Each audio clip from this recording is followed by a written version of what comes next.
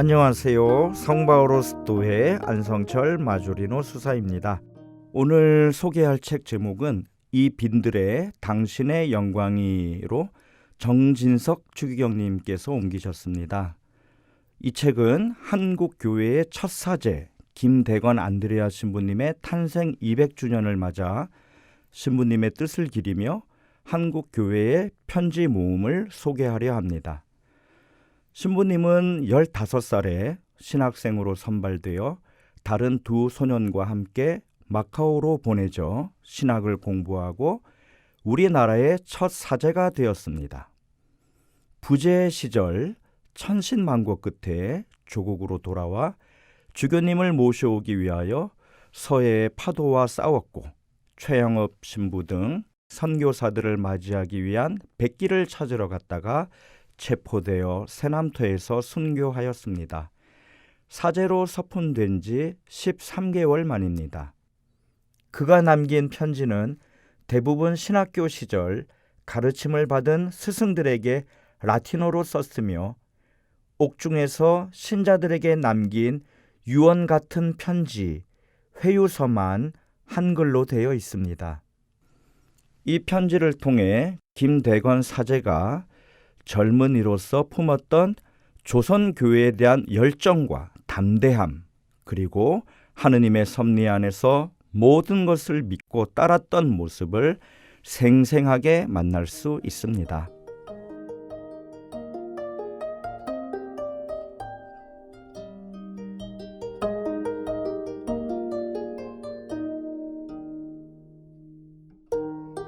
이 빈들의 당신의 영광이 옮기니 정진석.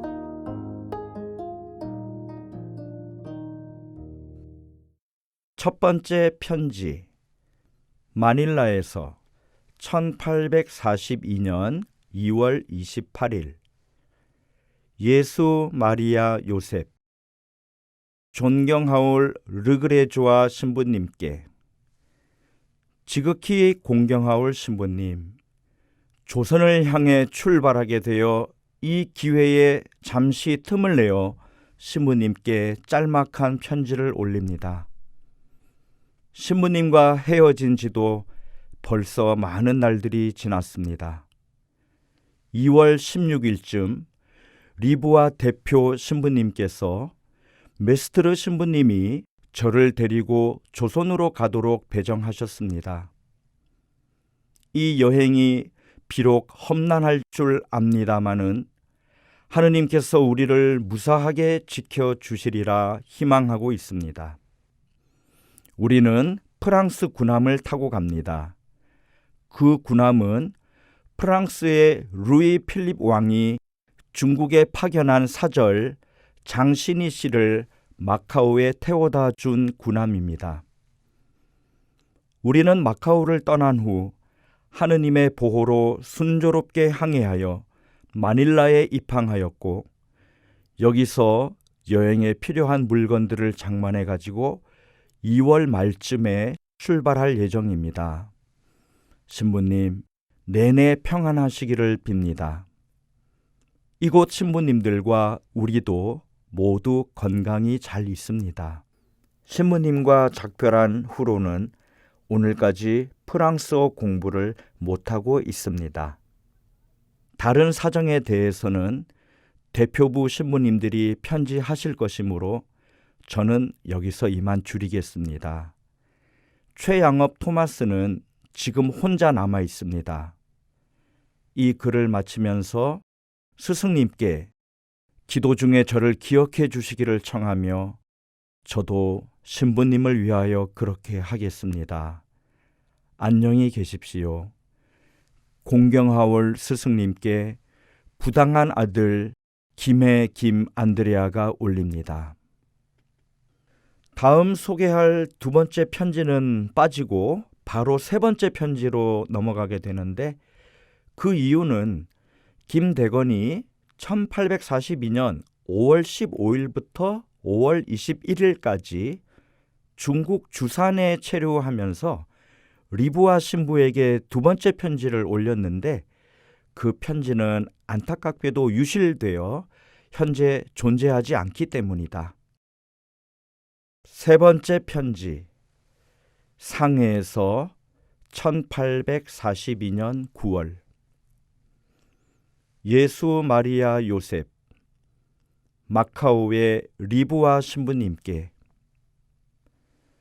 지극히 공경하올 신부님, 우리가 아직 주산에 있을 때 신부님께 짧은 편지를 드렸습니다.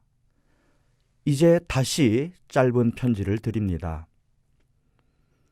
마침내 우리는 주산에서 돛을 펴고 출범하여 영국 함선 20척과 함께 양자강에 도착했습니다.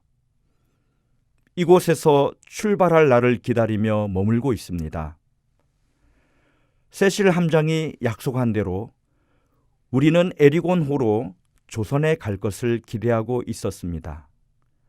그런데 지금은 상황이 많이 변하여 조선으로 갈 가망은 거의 없습니다. 왜냐하면 세실 함장은 마닐라로 출범하였고 우리는 지금 여행 보따리를 가지고 양자강 기슭에 어떤 외교인 집에 머물고 있으니 말입니다. 사실 우리는 오래지 않아 에리곤호로 출발할 예정이었습니다. 세실 함장은 자기는 조선으로 갈 희망을 가지고 있다고 말하면서도 만일 조선으로 가는 항해 중에 역풍이 불어닥칠 경우에는 항로를 바꾸어 마닐라로 갈 것이라고 잘라 말하였습니다. 그렇게 애매모호한 약속에도 불구하고 메스트르 신부님은 에리곤호에 머물기로 결정하였습니다. 이러한 상황에서는 하느님의 섭리와 산동 주교님의 안배에 따라 일을 처리할 수밖에 없었습니다. 그리하여 우리는 브리뉘에르 신부님이 상해에 계시는 주교님한테 파견하였던 범 요한이 돌아오기만 고대하고 있었습니다. 그러나 범 요한이 돌아오지 않기에 브리니에르 신부님은 토마스와 함께 우리가 머물고 있던 집으로 갔는데 우리는 에리곤호로 출발할 예정이었습니다. 그런데 막 돛을 올려 출범하려는데 범 요한이 상해로부터 천주교 신자들의 작은 배를 가지고 돌아왔습니다. 세실 함장은 마닐라로 출발하였습니다. 브리니에르 신부님과 토마스는 9월 11일 범 요한과 천주교 신자들의 작은 배를 동반하고 영국 군함을 타고 갔는데 거기서 의복을 바꿔 변장을 하고 상해에 계시는 주교님한테 가려는 것이었습니다.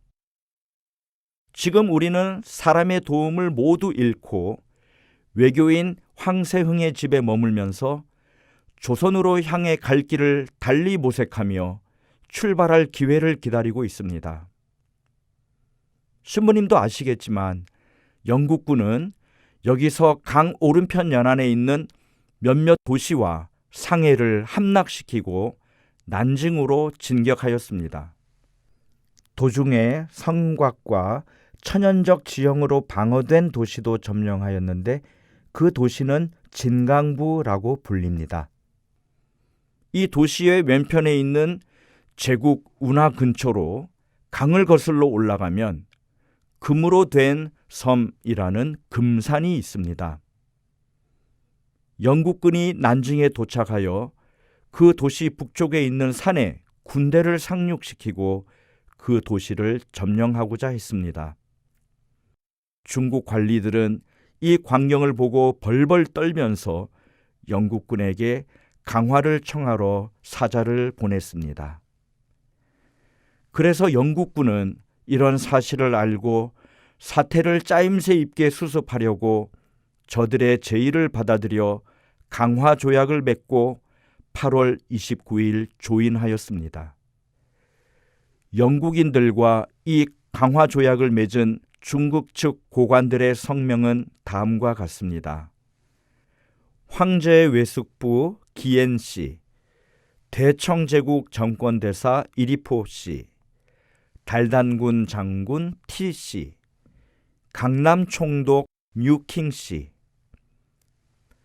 그 후 황제가 강화 조약과 그 조건을 승낙한다는 내용의 칙서를 내렸습니다. 강화 조약의 조항은 다음과 같습니다. 1. 중국은 영국에게 배상금 2,100만 원을 지불할 것. 2. 중국은 6개 항구에서 영국과의 통상을 승인할 것. 3. 영국은 북경 황제에게 대사를 파견할 것. 세실 함장이 난징에 상륙하고자 해서 중국인의 작은 배 한 척을 마련하였는데 그 배는 낡고 고약한 냄새가 나기 때문에 사용 불가라고 되어 있더랍니다. 실제로 그 배에 여러 군데 물이 스며드는 것을 보고 더 견고한 배를 구하려고 디프레시와 저를 상해로 보냈습니다. 우리는 상해 부근에 상륙하여 중국 관리의 도움을 얻어 상당히 큰 배를 장만하였습니다. 그런데 배를 젓는 방식이 달라서 군인들은 두세 번 땅에 부딪혔습니다.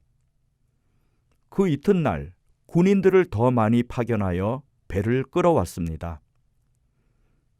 배를 가져온 다음 세실 함장은 부관 디프레시와 프랑스 왕 필립의 사절, 지리학자와 저, 그리고 약 20명의 선원을 대동하고 16일 동안 항해한 후 강화 조약이 조인되던 바로 그날 난징에 도착하여 조인식에 참석하고 4명의 중국인 고관을 전부 만났습니다. 그 이튿날은 난징 탑과 교회를 관광하였는데 성 안 시가지에 들어가는 것은 한 사람을 제외하고는 모든 영국인에게 금지되어 있었습니다. 영국군이 앞에 말한 진강물을 점령하는데 150명의 군인을 잃었다며 도시 전체를 파괴하여 악취가 가득하였습니다. 이 도시의 중국 고관은 영국군이 승리한 것을 보고 집으로 돌아가 아내와 자녀들을 모아놓고 집에 불을 질러 모두 함께 타 죽었다고 합니다. 메스트르 신부님도 편지하실 테니까 저는 많이 쓰지 않겠습니다. 기도 중에 저를 기억해 주시기를 청하고 아울러 내내 안녕하시기를 빕니다. 공경하올 스승님께 무익한 아들 김해 김안드레아가 올립니다. 추신. 파리에 계시는 장상께서 프랑스어 공부를 금하셨다는 것을 메스트르 신부님을 통해서 확실히 알았습니다. 프랑스어 공부에 관해서 제가 어떻게 해야 할지, 공부를 계속해야 할지 또는 아주 포기해야 할지를 대표 신부님께 문의해 보라고 메스트르 신부님이 저에게 말씀하셨습니다. 신부님께서 편지에 쓰신 대로 프랑스어 공부를 포기해야 하는지 또는 계속해야 하는지를 여쭈어 볼 필요가 없는 것 같습니다. 왜냐하면 현 상황이 공부를 허용치 않으며 제가 이미 알고 있는 것을 완전히 포기할 이유도 보이지 않기 때문입니다. 4번째 편지. 요동에서 1842년 12월 9일. 예수 마리아 요셉 르그레주아 신부님께 지극히 공경하올 신부님, 우리가 닐라에 있을 때 신부님께 편지를 올렸으나 그동안에 있었던 우리 여행에 대하여 보고를 드리려고 신부님께 다시 편지를 씁니다.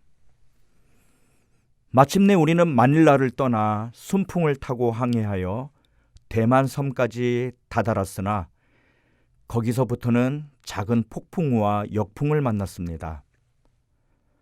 신부님도 아시는 바와 같이 이 섬은 길이가 600리로서 초목과 산림이 울창하고 경치가 매우 좋을 뿐 아니라 토지도 매우 비옥해 보입니다.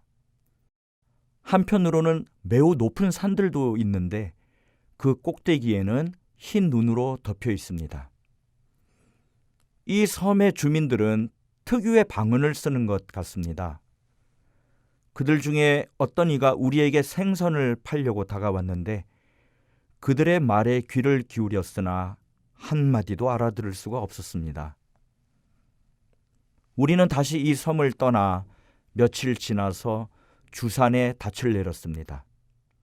주산은 산이 많고 메마른 작은 섬들로 둘러싸여 있습니다.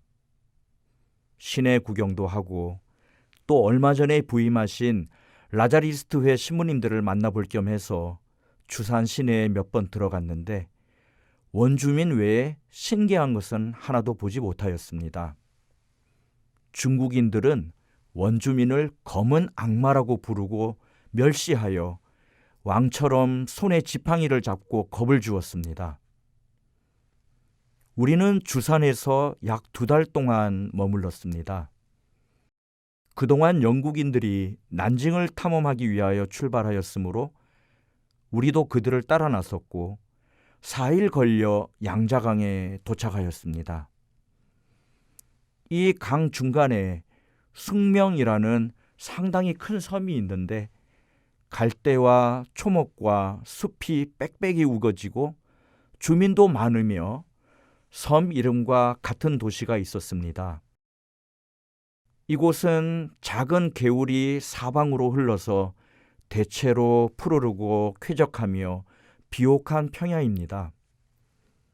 강 오른쪽에 2개의 도시가 있는데 하나는 보산이라고 하고 또 하나는 오송구라고 합니다. 오송구는 양자강 황해 어귀를 가리키는 말이기도 합니다. 그러나 2 도시는 영국군의 공격으로 주민들이 모두 피난하여 텅 비었고 전투 때문에 파괴되었습니다. 오송구 방면에서 운하라는 말이 더 맞는 2개의 강이 양자강으로 흘러드는데 작은 것은 운조방이라 하고 큰 것은 황포강이라고 합니다. 황포강은 상해 시내를 통과합니다. 상해는 해안에서 40리 떨어진 도시로 영국인들에게 개항된 항구 중 하나입니다. 7월 하순에 영국군이 난징을 점령하려 진격한 지 약 15일 후 중국 제2급 도시인 진강부에 도달하여 단시일에 함락시키고 요새에 군대를 배치하였습니다. 이 전투에서 100명 이상의 영국 군인과 3,000명의 달단 군인이 쓰러졌다고 합니다. 전쟁을 지휘하던 달단군의 장군은 승산이 없음을 알고 집으로 돌아가 불을 질러 아내와 자녀들과 함께 타 죽었다고 합니다. 그동안 우리는 출발할 날을 고대하며 오송구에서 지루하게 시간을 보내고 있었습니다. 그러던 중 세실 함장이 난징시를 구경하고자 해서 중국 배 한 척을 임대하였는데 에리곤호는 강을 거슬러 오르기가 어려웠기 때문입니다. 그래서 필요한 모든 것을 준비해 가지고 3명의 장교와 선원들을 데리고 출발했는데 저는 통역관으로 따라갔으며 메스트르 신부님은 에리곤호에 그대로 머물러 계셨습니다. 출발한 지 약 6일 만에 진강부에 도착하여 하루 동안 시가지를 걸어 다니면서 구경하였는데 전쟁으로 파괴되고 강도들의 약탈로 폐허가 된 시가지는 사방에서 악취가 났습니다. 시가지는 2개 구역으로 구분되어 있는데 하나는 달단인들의 거주지였고 하나는 중국인들의 거주지였습니다. 이것은 양자강 오른쪽에 건설되어 있고 맞은편에는 중국인들이 운량호라고 부르는 제국 운하가 흐르는데 물의 흐름을 조절하기 위한 주요한 수문이 9개나 있다고 합니다. 진강부와 제국 운하 사이에 금산, 곧 금으로 된 섬이라고 부르는 중국인들에게 매우 유명한 섬이 있습니다. 초목이 울창한 그 섬에는 2 황제의 무덤과 황제 직할의 절과 고대로부터 유명한 제국 도서관이 있답니다. 전쟁 전에는 그 절에 3,000명의 승려가 있었다고 합니다. 거기서 다시 닻을 올리고 떠나 난징에 가서 닻을 내렸습니다. 난징 시가지는 파괴되지 않고 온전했으며 영국인과 중국인이 강화조약을 맺는 중이었습니다. 영국군이 파죽지세로 진격하여 눈앞에 당도하니 그 병력과 위협에 중국인들은 대경 실색, 강화를 청하였던가 봅니다. 황제는 4명의 고관대작에게 이 강화조약을 체결하도록 위임하여 8월 29일 강화회담을 마치고 조약문에 조인을 하였습니다. 그러나 이 조약이 오래 지속되지 못하리라고 단정하는 중국인이 많습니다.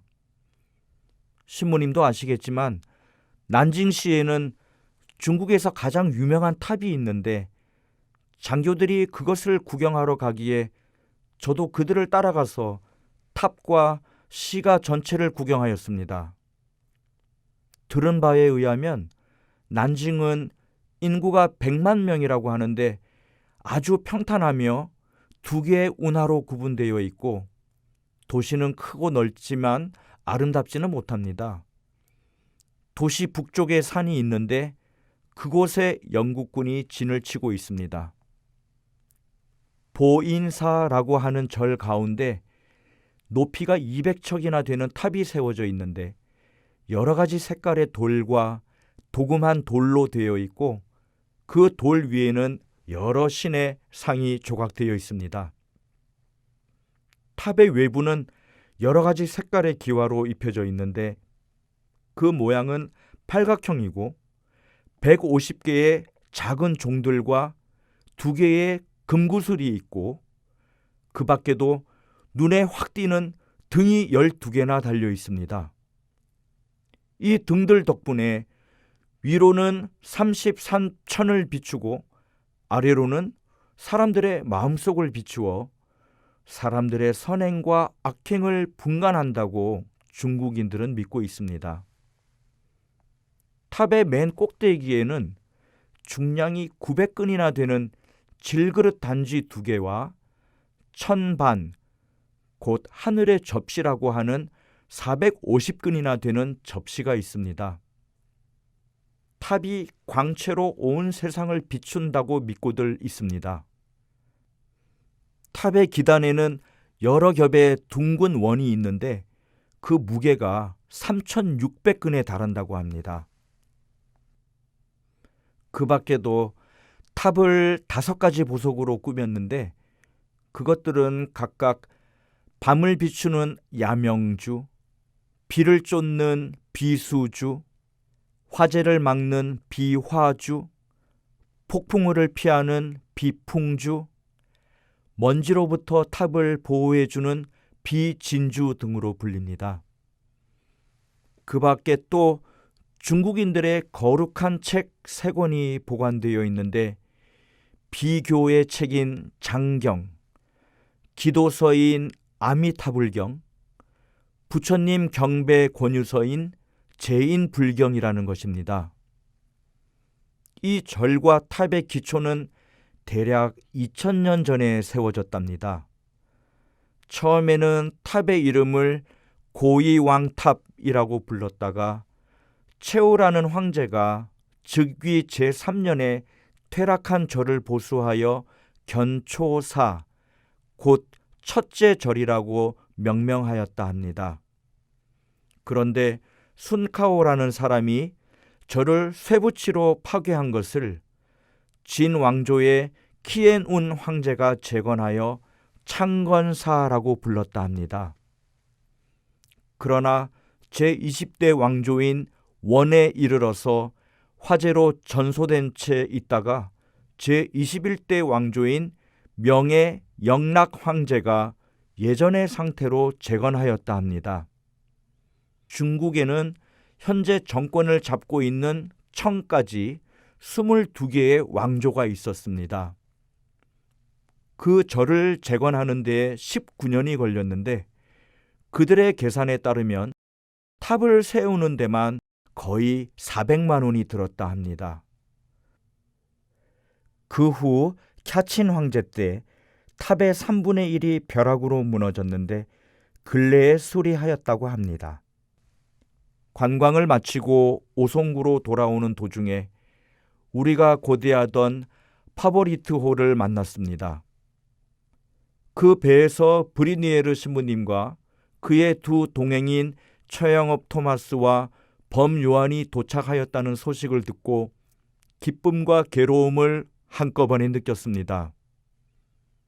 우리가 모두 모였으니까 즐겁기는 하나 우리의 사정이 더욱 곤란한 상태에 빠졌기 때문에 또한 서글펐습니다.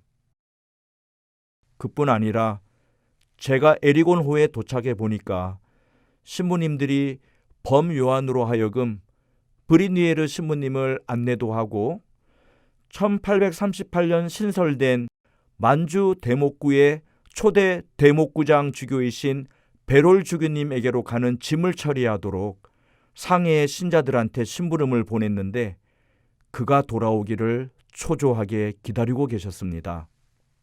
그러던 중 세실 함장이 조금 후 출범하겠다고 똑똑히 말하였지만 온종일 범 요한을 기다렸어도 허사였고 속히 돌아올 것 같지도 않았습니다. 그래서 신부님들은 부득이 브리니에르 신부님과 토마스가 여행 보따리를 맡아가지고 육지에 내려서 범 요한의 귀환을 기다리게 하자는데 의견을 모았습니다. 그러나 사실 이것은 말하기는 쉽지만 실행하기는 훨씬 어려운 일이었습니다. 그런데 하느님의 자비하신 안배로 다행히 오래전부터 우리와 친밀히 교제하였던 해변에 거주하는 외교인이 에리곤호 출항 전날 저녁에 우리에게 왔습니다. 그리하여 브리니에르 신부님과 토마스는 그의 동의를 얻어 여행 보따리를 가지고 그의 집에 가 있기로 하였습니다. 메스트르 신부님과 저는 예정대로 에리곤호로 우리의 선교지 조선에 들어가기를 희망하였으나 세실 함장은 함선 안에 환자가 많고 자기의 여행 예정 기간이 짧다는 이유로 조선으로 가는 항해를 망설였습니다. 메스트르 신부님이 질문하니까 그는 조선을 향하여 항해하기는 하겠으나 만일 항해 중에 어디서든지 역풍을 만나면 곧바로 마닐라로 뱃머리를 돌릴 것이라고 조건부 대답을 하였습니다. 우리가 처한 딱한 형편에 메스트르 신부님은 어떻게 해야 할지 몰랐습니다. 우리가 마닐라로 다시 돌아가게 될까봐 근심이 되었던 것입니다. 마침내 세실 함장이 돛을 펴서 출범하려 할 때 마침 범 요한이 돌아와 당시 상해 근처에 체류하던 산동 지방의 강남 직할 서리구장이신 존경하올 배시 주교님께서 짐보따리에 대해 조치하신 경위를 신부님께 보고하였습니다. 그 보고를 듣고 신부님은 더 안전한 편을 취하기로 하고 저와 함께 황세흥 씨 집으로 갔습니다. 그때 브리니에르 신부님은 범 요한과 토마스를 데리고 그 근처에 정박해 있던 영국 군함을 타고 의복을 변장하여 배시 주교님께로 급히 갔습니다. 우리는 그 외교인 집에서 5일 동안 묵은 다음 같은 군함에 올라가서 숙박을 청하니 그들은 우리를 매우 환대하였습니다. 하루를 지낸 후 우리는 주교님께로 가서 환대를 받았고 주교님의 알선으로 어떤 신자의 배를 타고 약 15일 걸려 우리가 향하여 가던 태장하에 입항하였습니다. 이 항해 중 역풍으로 두세 번 출범하였던 곳으로 되돌아갈 수밖에 없었던 것 외에는 별로 역경은 없었습니다. 범 요한이 이를 주선하도록 교촌에 심부름 보냈더니 그는 거기에 머물고 두 요셉이라는 교촌 회장을 우리한테 보냈습니다. 신부님들은 밤에 군함에서 내려 상륙하기로 작정하였으나 주위 환경이 허락하지 않았습니다. 그래서 낮에 교촌 회장을 따라 상륙하였고 짐 보따리는 다른 배로 보냈습니다. 그런데 어떤 외교인들이 신부님들을 보고 유럽 사람이라고 단정하였습니다. 우리가 세관에 가까이 갔을 때 안내자는 여러 가지 귀찮은 질문을 피하고 싶어서 우리에게 강변에 내려서 검문 장소를 슬그머니 지나가도록 권고하였습니다. 그곳은 물이 빠진 지 얼마 안 되어 대단히 질퍽거렸는데 세관에서 빤히 보였습니다. 한편 두 요셉은 토마스를 데리고 일을 처리하러 세관으로 곧장 갔습니다. 우리는 메스트르 신부님, 브리니에르 신부님, 2명의 선원과 저 이렇게 5명이었습니다. 외교인들은 우리가 질퍽하고 길도 없는 강변에서 허둥거리는 것을 보고 한편에서는 신부님들을 영국인이라고 소리를 지르고 다른 한편에서는 장정 20명가량이 고함을 치며 우리한테로 달려왔습니다. 그들은 손님 안내자였는데 우리는 그들을 경찰관인 줄로 여겨 겁이 났습니다. 사실 그들 중에는 경찰관도 몇 명 있었습니다. 장소 관계로 조금 떨어져 있던 선원들에게 제가 귓속말로 신부님들 곁으로 가까이 가라고 말했지만 그들은 무서워서 안색이 변했고 고개도 쳐들지 못하였습니다. 그 사람들이 와서 우리를 붙잡으며 여러 가지로 힐문하기 시작하였습니다. 신부님들은 아무 대꾸도 없이 곧장 걸어갔습니다. 저는 우리가 소매 속에 감추고 있던 책 때문에 매우 걱정이 되었습니다. 그래도 그들은 여전히 붙잡고 힐문하였으므로 제가 화난 목소리로 당신네들은 안녕 질서를 위하여 정부에서 임명된 경찰관이면서 무고한 인민을 모욕적으로 대한다고 꾸짖었더니 그들은 우리를 내버려 두고 떠나갔습니다. 우리가 그렇게 옥신각신하고 있는 동안 두 요셉 회장과 토마스는 우리가 체포되어 법정에 끌려가는 줄로 짐작하고 겁에 질려 있었다고 합니다. 그 다음 우리는 수레를 타고 요셉의 집에 다다랐으나 두씨 가족 외에 다른 신자들은 모두 신부님들을 맞이하기를 꺼렸습니다. 베롤 주교님이 그들 집에 유숙하는 것도 그들은 원하지 않았으니만큼 우리를 받아들이지 않은 것은 조금도 이상한 일이 아니었습니다. 그래서 할 수 없이 브리니에르 신부님과 범 요한과 토마스는 계주 근처 교우촌으로 갔고 메스트르 신부님과 저는 어떤 과부의 작은 집을 새내어 머물면서 조선으로 출발할 날과 기회를 기다리고 있습니다. 조선에 대한 확실한 소식은 아무것도 받지 못하였습니다. 베롤 주교님이 변문으로 파견한 연락원은 외교인 상인들한테서 알아낸 것 외에는 아무것도 보고한 것이 없었습니다. 그 연락원이 조선 상인들에게 물어보니 다음과 같이 말하더라고 합니다. 2명의 외국인이 300명의 조선인과 함께 잡혀 다 같이 사형을 받았고 왕의 통역관 유 아우구스티노는 이 불행한 사건의 주모자로 몰려 참수된 후 그의 시체는 6갈래로 찢겨 새들의 밥이 되었으며 그의 온 가족이 멸족되었다는 것이었습니다. 어째서 그 외국인들과 조선인들이 학살되었느냐고 연락원이 다시 물으니까 그 외국인들은 3개 국어, 곧 조선말, 중국말, 서양말과 글에 정통한 자들로서 나쁜 종교로 조선 사람들을 부패시켰기 때문에 학살되었으며 조선인들은 사악한 종교를 받아들여 그 서양인들을 추종하였기 때문이라고 대답하더랍니다.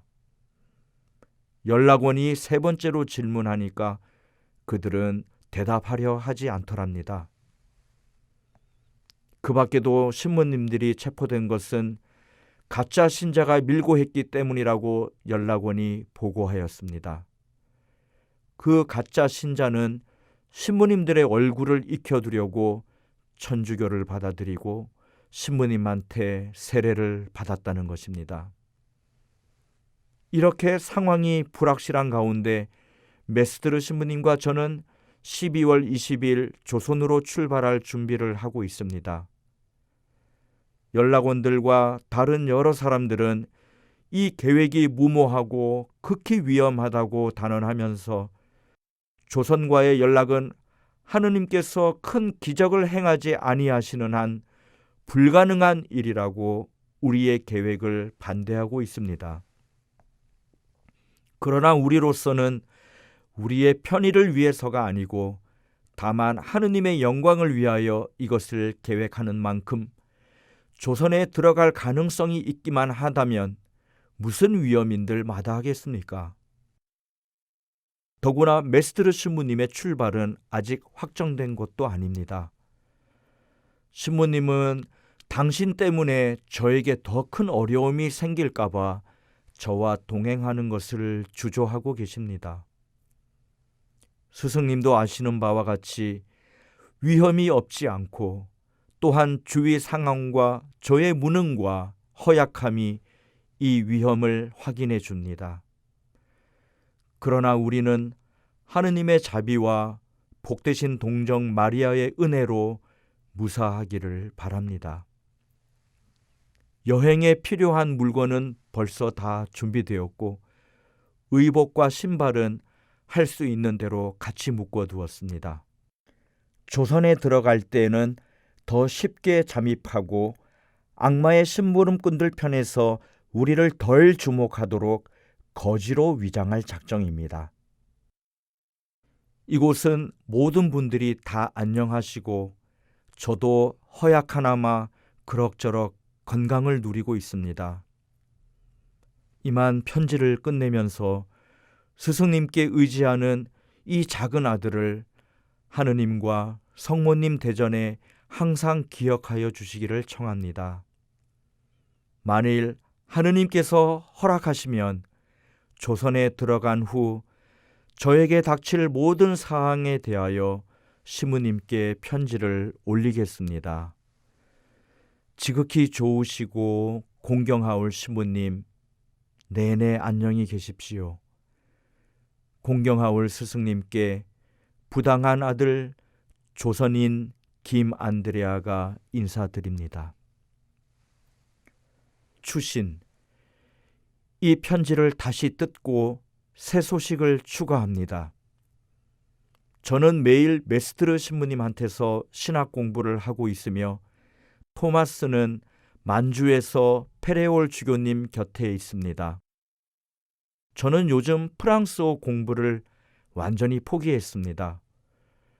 메스드르 신부님이 유럽에서 서신을 받고 저에게 프랑스어 공부를 전적으로 포기하도록 엄명하셨기 때문입니다.